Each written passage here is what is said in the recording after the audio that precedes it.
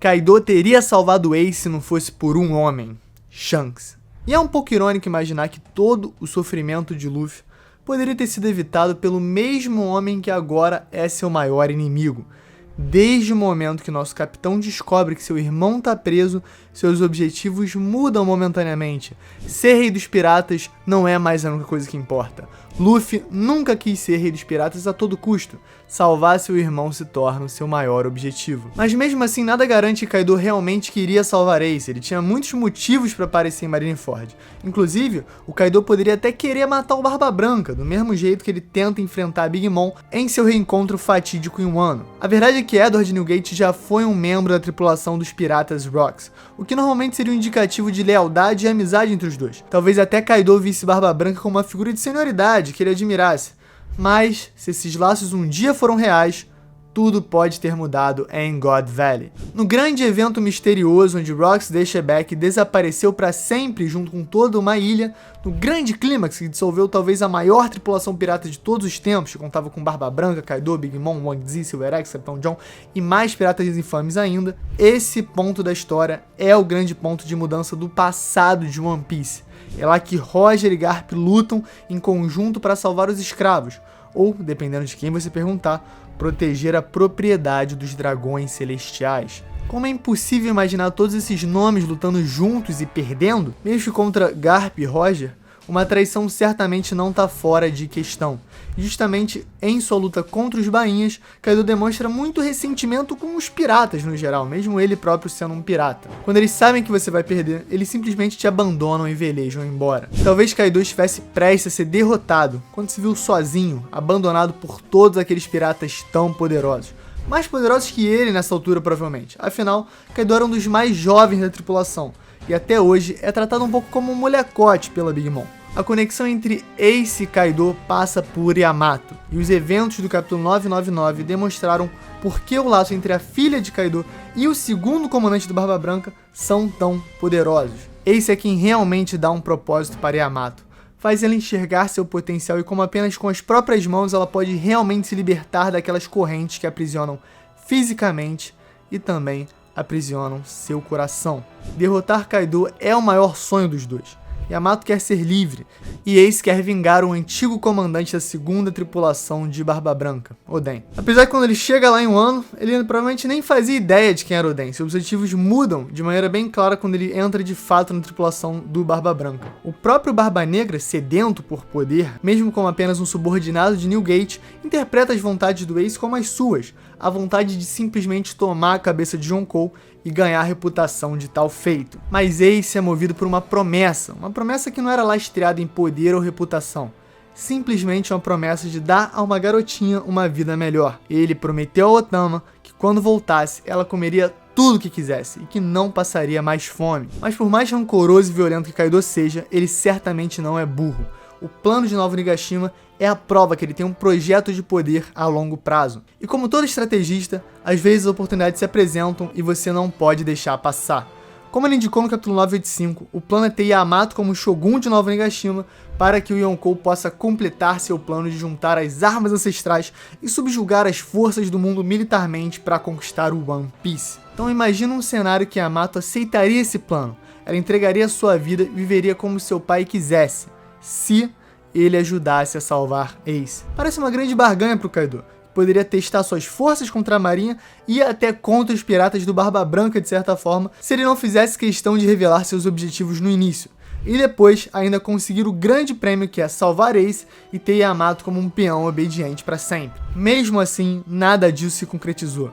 Shanks encontrou Kaido no mar e conseguiu parar sua viagem até Marineford, o que resultou no Ruivo se atrasando e chegando logo após a morte de Ace para parar a guerra. Por mais que Kaido certamente guarde mágoas profundas de sua experiência nos Piratas Rocks, eu realmente tenho dificuldade de imaginar sendo maior do que simplesmente a sua vontade de descer a porrada em uns calangos e completar seu plano.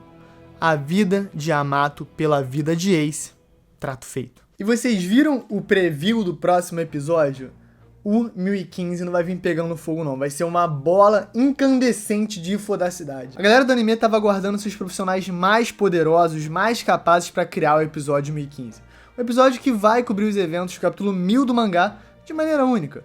já deu pra ver pela preview, pelos movimentos do Momonosuke, a maneira que as lágrimas escorrem, o movimento dos personagens, esse tom escarlate que os episódios fodões de One Piece usam, a gente já sabe que ele vai ser lindo. Megumi Shitani e grande elenco estão na parada responsáveis por esse episódio. E eu já identifiquei alguns elementos. Essa parada escarlate, por exemplo, a gente tem no 957, que é um dos episódios que ela é responsável, além do 982, são 2 episódios, assim, nível cinema, qualidade absurda. Luz, animação, quadros, né, o storyboard, enfim. Todas as questões técnicas são de alto primor, fora o fato de que um material fonte não é nada mal, né? Simplesmente o capítulo 1000 de One Piece, capítulozinho relaxado. Cara, vai ser hype demais e me esperem semana que vem pro review do episódio 1015, porque esse vai ser gigante. Fala galera, Chapéu de Palha aqui, eu sou o Dari. Você vê que a gente tem uma loja, chapéudepalha.com, checa a nossa loja, por favor, dá o slap no like, se inscreve, dá essa moral. Vocês já sabem o que eu vou fazer hoje, né? Sabem, porque se não sabem, vocês vão descobrir depois da... O interessante dos poderes do Marco é que ele não simplesmente é uma fênix que cura tudo e a todos com o poder, todas as doenças e tudo mais e tal. Me lembra até a fênix do Harry Potter, né? Quem lembra? A fênix que chora, a fênix tá uma choradinha ali no ferimento do Harry no segundo filme, e aí simplesmente o veneno tá tudo curado. O lore de One Piece é um pouco diferente, os poderes do Marco são mais sutis, com um pouco mais de nuance, apesar que pra si o bagulho é ultra power, é realmente aquela cura imortal impossível. Pensa só o quanto que o Marco ia ter que chorar pra curar as pessoas em One Piece se fosse igual ao Harry Potter o poder. Mas, pelo menos em One Piece, ele tem motivo pra chorar, né? Porque é só lembrar do Ace que todos nós já sentimos aquele leve aperto no coração. Marco chorou, o editor chorou, se bem que a galera não tá ligada nesse meme, né? Se eu não me engano, antes do capítulo 992, saiu uma notícia que o editor pegou o manuscrito do capítulo e chorou. E aí toda a comunidade entrou em polvorosa, o editor chorou, o capítulo 992 vem aí, meu Deus, o editor chorou. E chegou o capítulo, foi emocionante pra caramba, pra mim, né?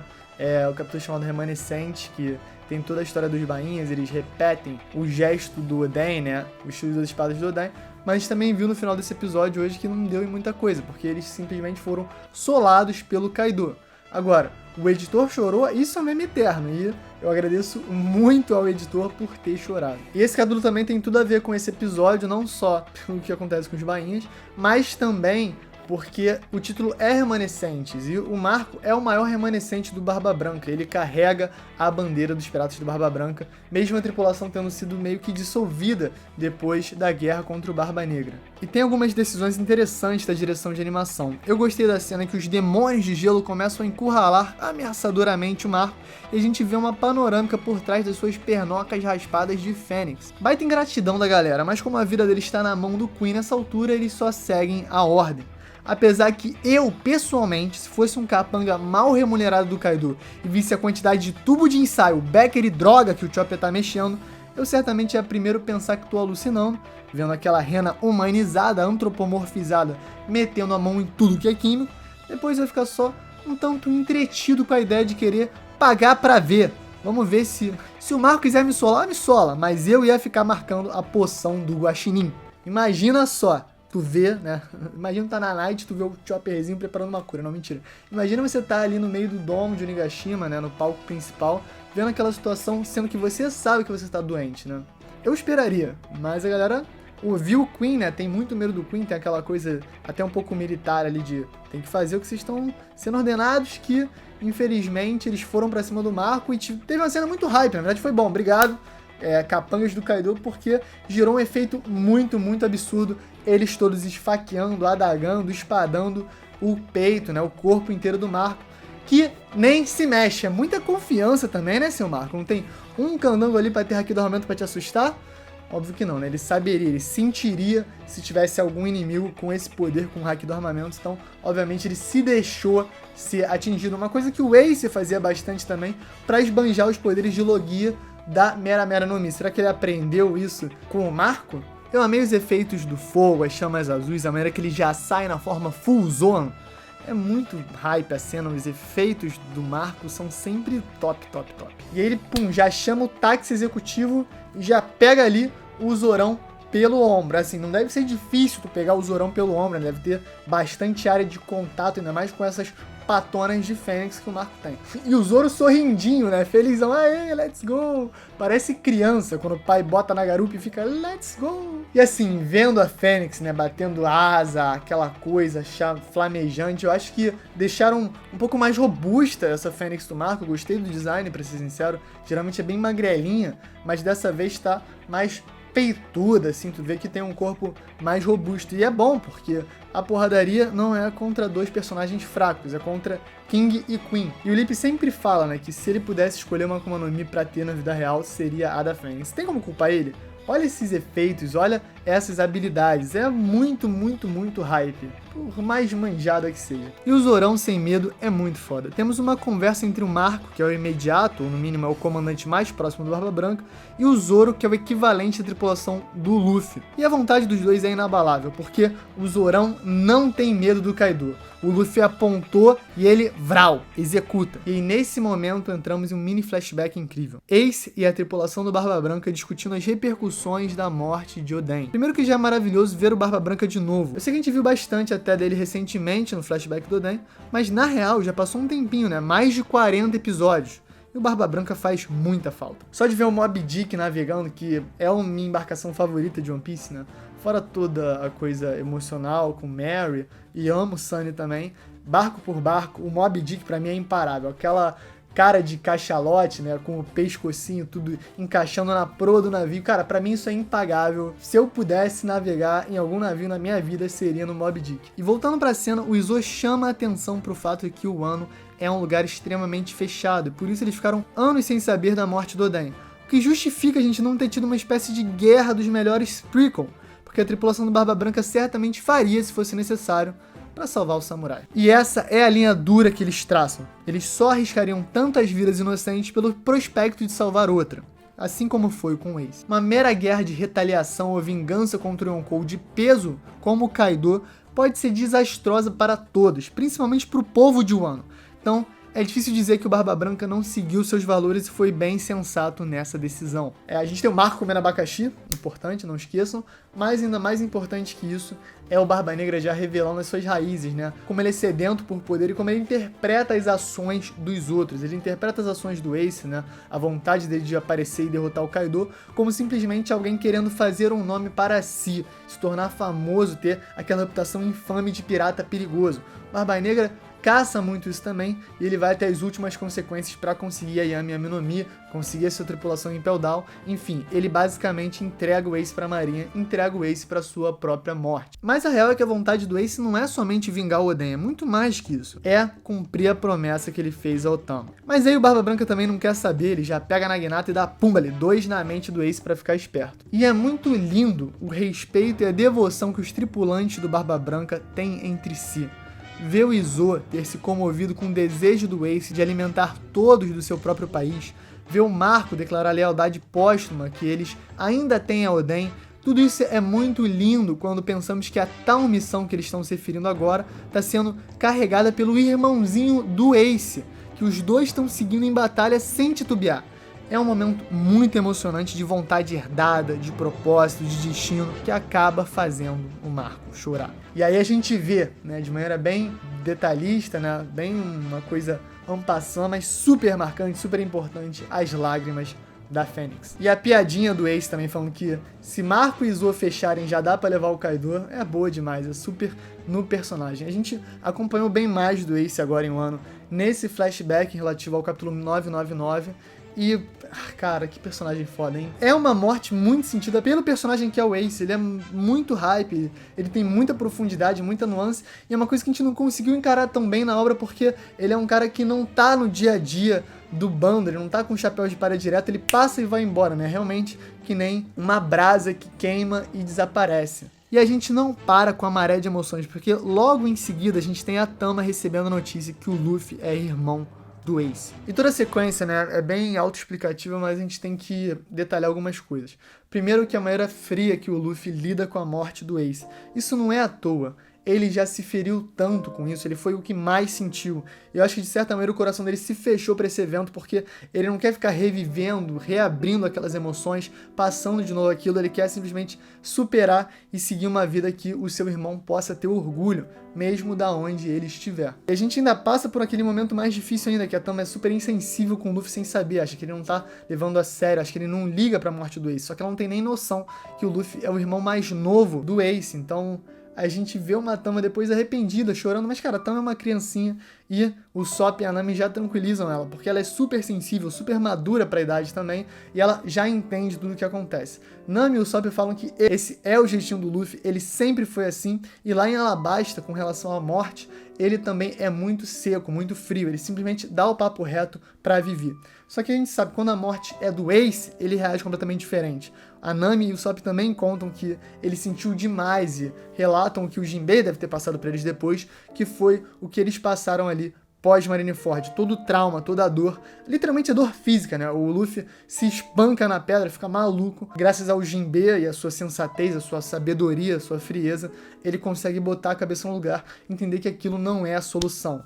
Mas, cara, falar que o Luffy não sentiu a morte do Ace é loucura, porque ele certamente foi o que mais sentiu. E aí depois a gente tem a promessa do Otama, né? Pra mim, futura rainha dos piratas, futura rainha dos piratas Otama, entra no bando, vem ser aprendiz, Oda, libera aí, não bota essa... Não tem nem, aliás, limite de altura, porque o Chopper é baixinho.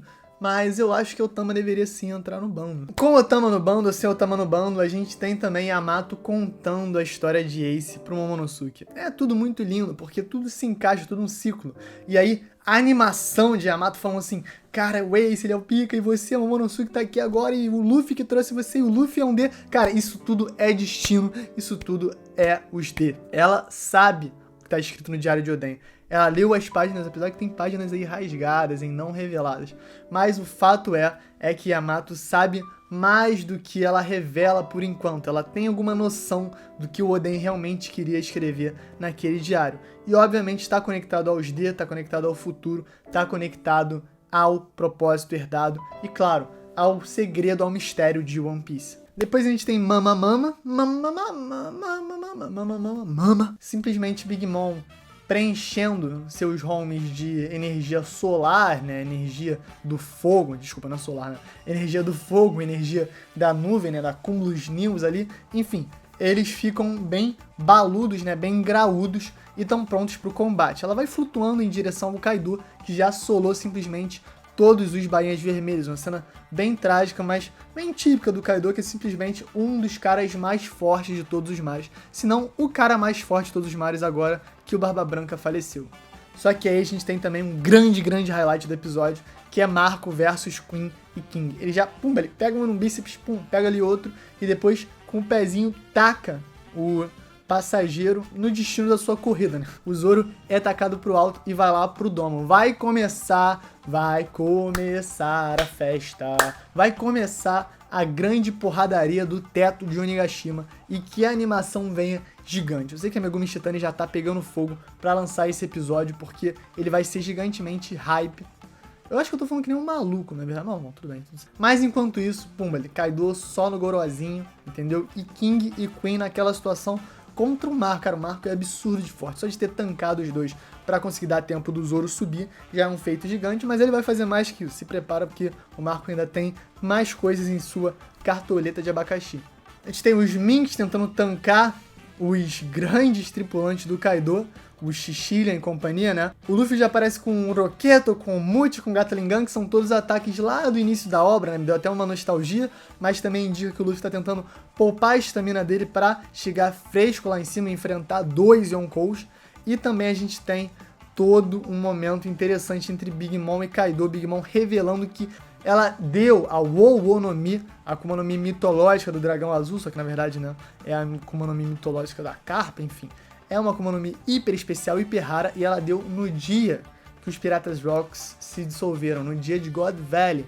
Então, a gente fica aí na dúvida qual é a relação verdadeira entre Kaido e essa fruta, né? Por que ele pegou? Foi a Big Mom simplesmente dando? Teve um grande favor? Não sei que a Big Mom ainda trata ele que nem um irmãozinho, né? Que nem um inferior, de certa maneira. E o Kaido não gosta nada disso, apesar de que ele entende, né? Ele, obviamente, de certa maneira, é grato por essa fruta que é um poder gigante, absurdo. Mas passou, pirata é pirata, os dois já caíram na porrada, eles sabem disso. Só que a Big Mom gosta de ficar dando essas taxadas, até por uma questão de guerra psicológica com o Kaido, né? Ela já pergunta do Road Poneglyph, né? Ela quer saber, e o Kaido é extremamente desconfiado, porque ele sabe que a Big Mom é muito ardilosa. E eu não ia querer fazer aliança com a Big Mom porque ela é muito ardilosa. Enfim, esse episódio foi muito hype. O que o Shanks foi fazer parando o Kaido, hein?